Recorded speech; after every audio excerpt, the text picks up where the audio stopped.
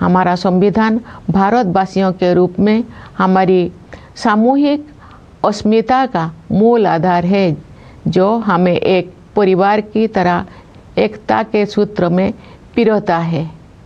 पिछले 75 वर्षों से संविधान ने हमारी प्रगति का मार्ग प्रशस्त किया है। आज के दिन हम संविधान सभा के प्रारूप समिति के अध्यक्ष डॉक्टर भीमराव अंबेडकर, सभा के अन्य प्रतिष्ठित सदस्यों, संविधान के निर्माण से जुड़े विभिन्न अधिकारियों और ऐसे अन्य लोगों के प्रति अपनी कृतज्ञता व्यक्त करते हैं, जिनके कठिन परिश्रमों के फलस्वरूप हमें ये विलक्षण ग्रंथ प्राप्त हुआ। प्यारे देशवासियों, संविधान लागू होने के बाद के ये 75 वर्ष हमारे युवा गणतंत्र की सर्वांगीण प्रगति के साक्षी है। स्वाधीनता के समय और उसके बाद भी देश के बड़े हिस्सों में घोर गरीबी और भूखमरी की स्थिति बनी हुई थी, लेकिन हमारा आत्मविश्वास कभी डिगा नहीं। हमने ऐसे परिस्थितियों के निर्माण का संकल्प लिया जिनमें सभी को विकास करने का अवसर मिल सके। हमारे किसान भाई बहनों ने कड़ी मेहनत की और हमारे देश को खाद्यान्न उत्पादन में आत्मनिर्भर बनाया। हमारे मजदूर भाई बहनों ने अथक परिश्रम करके हमारा इंफ्रास्ट्रक्चर और मैन्युफैक्चरिंग सेक्टर का कायाकल्प कर दिया। उनके शानदार प्रदर्शन के बल पर आज भारतीय अर्थव्यवस्था विश्व के आर्थिक परिदृश्य को प्रभावित कर रही है। आज का भारत अंतर्राष्ट्रीय मंच पर नेतृत्व की स्थिति हासिल कर रहा है। संविधान में निर्धारित रूपरेखा के बिना ये व्यापक परिवर्तन संभव नहीं हो सकता था। हाल के वर्षों में आर्थिक विकास की दर लगातार ऊंची रही है, जिससे हमारे युवाओं के लिए रोजगार के अवसर पैदा हुई है। किसानों और मजदूरों के हाथों में अधिक पैसा आया है तथा बड़ी संख्या में लोगों को गरीबी से बाहर निकाला गया है। साहसिक और दूरदर्शी आर्थिक सुधारों के बल पर आने वाले वर्षों में प्रगति की ये रफ्तार बनी रहेगी। समावेशी विकास हमारी प्रगति की आधारशिला है, जिससे विकास का लाभ व्यापक स्तर पर अधिक से अधिक देशवासियों तक पहुंचता है। सरकार द्वारा वित्तीय समावेशन को सर्वोच्च प्राथमिकता दी जा रही है।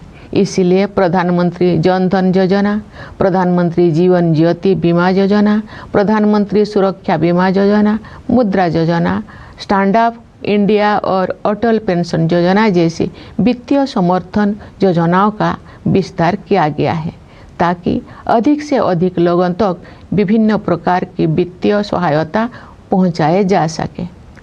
ये भी एक बहुत महत्वपूर्ण बदलाव है कि सरकार ने जन कल्याण को नई परिभाषा दी है, जिसके अनुसार आवास और पेयजल जैसी बुनियादी जरूरतों को अधिकार माना गया है।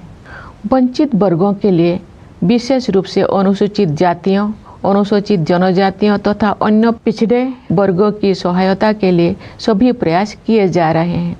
अनुसूचित जातियों के युवाओं के लिए प्री मैट्रिक और पोस्ट मैट्रिक छात्रवृत्तियाँ, राष्ट्रीय फेलोशिप, विदेशी छात्रवृत्तियाँ, छात्रावास और कोचिंग सुविधाएं दी जा रही है। प्रधानमंत्री अनुसूचित जाति अभ्युदय योजना द्वारा रोजगार और आमदनी के अवसर उत्पन्न करके अनुसूचित जातियों के लोगों की गरीबी को तेजी से कम किया जा रहा है। अनुसूचित जनजाति समुदायों के सामाजिक एवं आर्थिक विकास के लिए विशेष योजनाएं बनाई गई है, जिनमें धरती आबा जनजातीय ग्राम उत्कर्ष अभियान और प्रधानमंत्री जनजातीय आदिवासी न्याय महाअभियान PM जनमन शामिल है।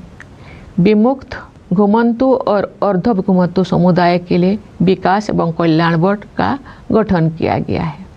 पिछले एक दशक में सड़कों और रेल मार्ग, बंदरगाह और लॉजिस्टिक हब्स सहित फिजिकल इंफ्रास्ट्रक्चर के विकास पर बल दिया गया है। इससे एक ऐसा मजबूत आधार विकसित हो गया है जो आने वाले दशकों में विकास को संबल प्रदान करेगा। सरकार ने वित्त के क्षेत्र में जिस तरह से प्रौद्योगिकी का उपयोग किया है वो एक मिसाल है। डिजिटल भुगतान को विभिन्न विकल्पों के साथ साथ प्रत्यक्ष लाभ हस्तांतरण की प्रणाली ने समावेशन को बढ़ावा दिया है, जिससे बड़ी संख्या में लोगों को फॉर्मल सिस्टम में शामिल किया जा सका है। इसके कारण सिस्टम में अभूतपूर्व पारदर्शिता भी आई है। इस प्रक्रिया में कुछ वर्षों के दौरान ही हमने एक ऐसा मजबूत डिजिटल पब्लिक इंफ्रास्ट्रक्चर विकसित कर लिया है जो विश्व की श्रेष्ठतम संरचनाओं में से एक है।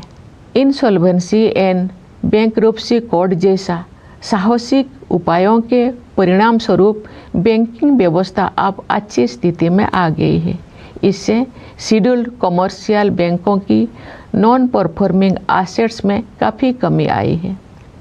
प्यारे देशवासियों, वर्ष 1947 में हमने स्वाधीनता प्राप्त कर ली थी, लेकिन औपनिवेशिक मानसिकता के कई अवशेष लंबे समय तक विद्यमान रहे। हाल के दौर में उस मानसिकता को बदलने के ठोस प्रयास हमें दिखाई दे रही है।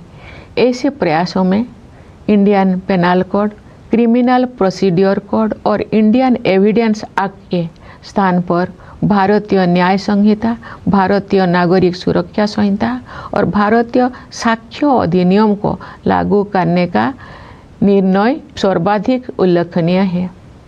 न्यायशास्त्र की भारतीय परंपराओं पर आधारित इन नई अधिनियमों द्वारा दंड के स्थान पर न्याय प्रदान करने की भावना को आपराधिक न्याय प्रणाली के केंद्र में रखा गया है। इसके अलावा इन नए कानूनों में महिलाओं और बच्चों के विरुद्ध अपराधों पर काबू पाने को सर्वोच्च प्राथमिकता दी गई है। इतने बड़े पैमाने पर सुधार के लिए साहसपूर्ण दूरदर्शिता की आवश्यकता होती है। देश में चुनाव को एक साथ संपन्न कराने के लिए संसद में पेश किया गया विधेयक एक और ऐसा प्रयास है जिसके द्वारा सुशासन को नए आयाम दिया जा सकते हैं। एक राष्ट्र एक चुनाव की व्यवस्था से शासन में निरंतरता को बढ़ावा मिल सकता है। नीति निर्धारण से जुड़े निष्क्रियता समाप्त की जा सकती है। संसाधनों की अन्यत्र खर्च हो जाने की संभावना कम हो सकती है तथा वित्तीय बोझ को कम किया जा सकता है। इनके अलावा जौन हित में अनेक अन्य लाभ भी हो सकते हैं। हमारे सांस्कृतिक विरासत के साथ हमारे जुड़ाव और अधिक गहरा हुआ है। इस समय आयोजित हो रहे प्रयागराज महाकुंभ को उस समृद्ध विरासत की प्रभावी अभिव्यक्ति के रूप में देखा जा सकता है। हमारी परंपराओं और रीति रिवाजों को संरक्षित करने तथा उनमें नई ऊर्जा का संचार करने के लिए संस्कृति के क्षेत्र में अनेक उत्साहजनक प्रयास किए जा रहे हैं। भारत भूमि महान भाषाई विविधता से समृद्ध है। इस समृद्धि को संरक्षित करने तथा इस और परंपरा को आगे बढ़ाने के लिए सरकार ने असमिया, बांग्ला, मराठी, पाली और प्राकृत को शास्त्रीय भाषाओं के रूप में मान्यता प्रदान की है। तमिल, संस्कृत, तेलुगु, कन्नड़, मलयालम और ओडिया भाषाएं पहले से ही इन श्रेणी में शामिल हैं। सरकार अब इन 11 शास्त्रीय भाषाओं में शोध कार्यों को सक्रिय रूप से बढ़ावा दे रही है। मुझे प्रसन्नता है कि गुजरात के वडनगर में भारत के प्रथम आर्कोलॉजिकल एक्सपीरियंशियल म्यूजियम का कार्य पूरा होने वाला है। ये म्यूजियम एक आर्कोलॉजिकल साइट से जुड़ा हुआ है। इस स्थल पर मनुष्यों की बस्ती होने के लगभग 800 वर्ष ईसा पूर्व के साक्ष्य मिलते हैं।